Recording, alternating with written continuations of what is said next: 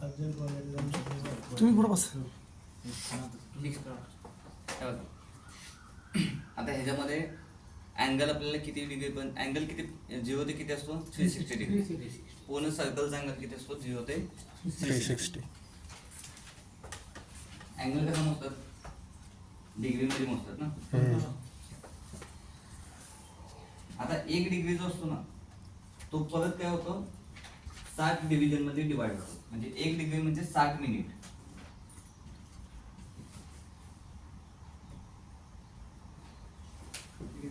एक डिग्री म्हणजे 60 मिनिट. परत 1 मिनिट सुद्धा परत सब डिवाइड होतो.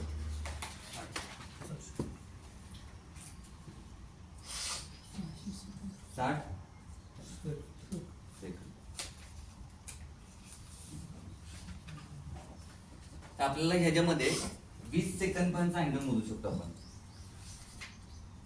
म्हणजे जसं काल आपण लेवलिंग मध्ये 5 mm पर्यंतचा डिफरन्स जो आहे तो मोजू शकत होतो, तसं ह्याच्यामध्ये आपण 20 सेकंद पर्यंतचा जो डिफरन्स आहे तो मोजू शकतो.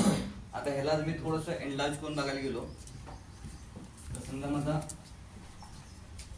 हा 1 डिग्री अँगल आहे मोठ्या केल्याने, परत हा मी 60 मिनिटामध्ये असं डिवाइड करणार. आपल्याला ते लक्षात पण येत नाही लवकर. त्याला परत आपण 60 मिनिटाचं परत आणि 60 सेकंद मध्ये डिवाइड करतो. ह्याची जी डिस्क असते ह्याच्यामध्ये आपल्याला 20 सेकंद पर्यंत अँगल जो आहे तो मेजर करू शकतो. कमीत कमी 20 सेकंद अँगल जर डिफरन्स असेल तर आपण तो मेजर करू शकतो.